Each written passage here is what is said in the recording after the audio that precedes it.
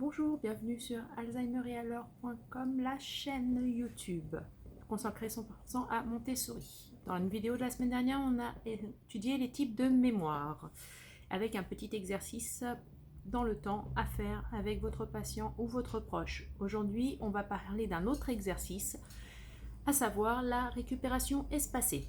C'est quoi au juste? Alors, la récupération espacée a pour but de faire rappeler une ou plusieurs informations dans des intervalles de plus en plus longs à la personne atteinte de troubles cognitifs.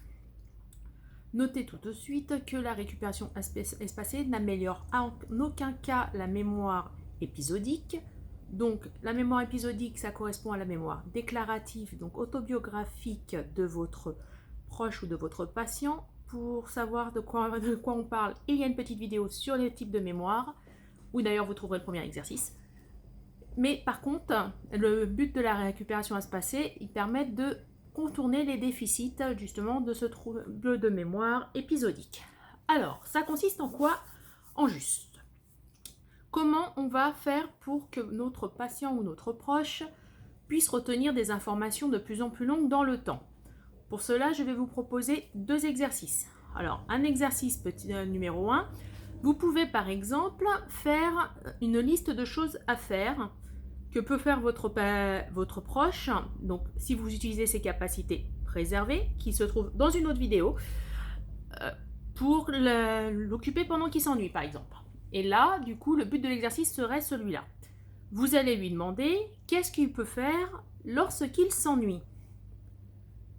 Et du coup, lui montrer cette fameuse liste de choses à faire lorsqu'il s'ennuie. Évidemment, prenez des activités qui ont du sens pour lui. Ne lui demandez pas de faire 100 fois la même chose tout le long de la liste si ça n'a pas vraiment un grand intérêt dans le jour que vous utilisez.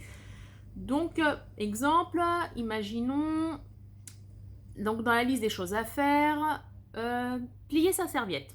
Donc vous êtes au repas, vous êtes occupé à ranger la vaisselle ou à faire la vaisselle, et du coup, votre proche ou votre patient, il a sa petite serviette de table à côté de lui. Vous pouvez vous retourner à un moment et lui demander « Qu'est-ce que tu peux faire si tu t'ennuies ?» À savoir, du coup, s'il vous répond « Je regarde dans ma liste des choses à faire », là c'est correct. Par contre, s'il ne vous répond pas, vous pouvez lui remontrer cette liste et lui dire « Voilà, dans les choses que tu peux faire lorsque tu t'ennuies, c'est marqué sur cette liste. Et logiquement, vous avez un petit onglet sur cette liste avec marqué « Je peux plier et ranger ma serviette de table ». Donc, comment ça se passe une séance de récupération espacée? Alors, le but, ça va être d'être très simple, très clair, très précis et surtout d'avoir une activité qui donne du sens. Donc, imaginons par exemple que le petit déjeuner, d'ailleurs, le petit déjeuner se passe toujours dans la même pièce, par exemple dans la cuisine. Le but du principe de la récupération espacée va être le suivant. Vous allez dire à votre proche, et maintenant, par exemple vous étiez dans la salle de bain, on va aller prendre le petit déjeuner dans la cuisine. Vous attendez 30 secondes et vous allez poser la question, où est-ce qu'on prend le petit déjeuner? Si votre proche ou votre patient vous répond dans la cuisine, c'est correct. Auquel cas, vous passez un délai de 30 secondes avant de reposer la question. Puis ensuite, ce sera 1 minute, 2, 4, 8, 16, etc. Surtout, en cas d'erreur, il ne faut surtout pas insister. Arrêtez ce que vous faites et réexpliquez. Expliquez toujours ce que vous vous attendez à la personne qu'elle doit faire. Donc, imaginons, on recommence. Où est-ce que nous allons prendre notre petit déjeuner? Elle vous répond, je ne sais pas. Vous lui dites, nous allons prendre le petit déjeuner dans la cuisine. Elle va probablement vous répondre d'accord. Vous continuez, vous attendez vos 30 secondes, vous reposez la question. Où est-ce qu'on va prendre le petit déjeuner? Si elle vous répond dans la cuisine, c'est parfait, c'est correct. Si elle vous répond je ne sais pas, vous redonnez la phrase entièrement. Nous allons prendre le petit déjeuner dans la cuisine. Sachez que c'est une activité qui peut être très intéressante, notamment parce que pour les endroits où que vous vous rendez souvent, notamment pour les repas, ou pour ce qui concerne par exemple la toilette de la salle de bain, le lavage des dents, etc., ce sont des activités qui ont du sens, puisque ce sont des activités Montessori qui vont pouvoir lui permettre de travailler son autonomie, et surtout ce sont des activités répétitives. Il va les avoir tous les jours, donc à la force il va forcément les retenir. Donc là c'est le petit exercice de base de la récupération espacée. Restons toujours sur notre exemple de petit déjeuner et de cuisine, et donc on va parler d'un tout petit changement, et là on va l'appeler l'estompage de l'indice. Donc là, à savoir, il s'agira d'enlever le lieu. Il s'agira de dire où est-ce qu'on prend le petit déjeuner. Si votre patient ou votre proche vous répond dans la cuisine, c'est bon. Si vous répond je ne sais pas, vous recommencez le premier exercice et donc nous allons prendre le petit déjeuner dans la cuisine. Alors je sais que ça peut paraître répétitif. Cependant, avoir des choses répétitives sur une personne ayant des troubles cognitifs lui permet de contourner les troubles du déficit de sa mémoire épisodique. En fait, plus il va la travailler, plus ça va l'aider. Notamment, je me souviens d'un exemple que moi j'ai eu sur le terrain, avec un charmant monsieur qui oubliait toujours où il allait prendre son déjeuner au réfectoire. Donc pourtant, il allait au réfectoire 3 fois par jour puisque c'était un EHPAD.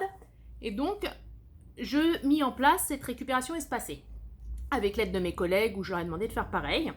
Et donc un bon jour, au bout de, il me semble bien, 10 ou 12 jours, je lui ai dit, où est-ce qu'on va prendre vous allez prendre votre déjeuner? Et là, il me répond, je ne sais pas. Et là, je lui ai dit, nous descendons au réfectoire pour prendre le déjeuner.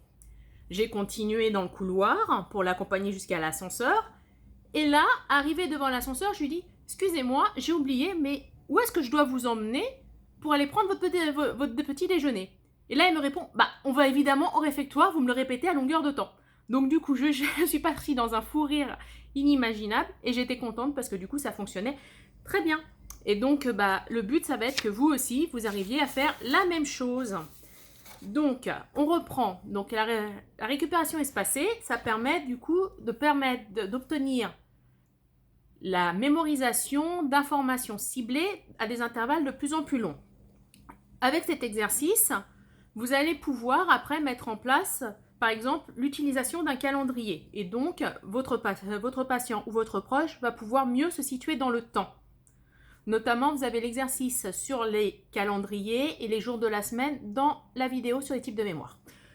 Et donc, à partir de là, donc, plus vous allez travailler donc, la mémoire épisodique, enfin du moins contourner ces déficits avec cet exercice, plus votre patient ou votre proche va avoir moins de troubles du comportement. Car si vous vous mettez à sa place, il est franchement désagréable de ne pas savoir ce qu'on va faire dans la journée, ni d'où on va.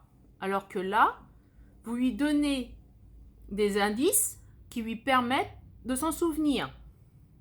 Par exemple, pour les listes à faire, vous utilisez ces capacités préservées et donc, si vous avez une tâche qui est répétitive tous les jours, imaginons par exemple que cette personne soit à domicile avec vous et que vous mangez des légumes tous les midis, ce qui est très bien. Si il sait couper des légumes, vous pouvez mettre dans sa liste à faire couper des légumes. Auquel cas, vous faites un petit calendrier sur une petite carte en carton avec les petites actions, boire un verre d'eau, lire un livre, couper des légumes avec une ficelle accrochée avec 2 punaises et une petite perle au milieu. Et donc, à chaque fois que la personne fait une action, vous lui faites bouger la petite perle jusqu'au bout avec marqué « Je l'ai fait » de l'autre côté. Et donc là, quand on arrivera à couper les légumes, imaginez que vous êtes en train de tout préparer sur la table pour pouvoir faire le repas. Il vous regarde, vous observe et a l'air de s'ennuyer. Auquel cas, là, vous lui dites « Est-ce que tu n'aurais pas quelque chose à faire sur ta fameuse liste de choses à faire ?» Vous lui laissez à côté de lui, évidemment. Il va la lire et là, il va se rendre compte qu'il y a coupé des légumes. Il va voir les légumes sur la table et là, il va vous dire il y a marqué dessus « couper des légumes ». Donc, auquel cas, c'est parfait pour vous. Vous lui donnez ses légumes, un couteau, et il va vous aider à les couper. Sans compter que ça aura du sens pour lui, parce que du coup, il vous aide et il est ravi de vous aider. Mais en plus, il sait qu'il va les manger après. Donc, c'est vraiment une activité qui est vraiment parfaite. Voilà. Donc, dans une prochaine vidéo de la semaine prochaine, on parlera de comment se situer dans l'espace après le temps. Donc, je vous remercie d'avoir regardé cette vidéo. N'hésitez pas à la liker, disliker, partager, commenter, ou bien même vous abonner si vous ne voulez pas rater les prochaines. Et on se dit à très bientôt.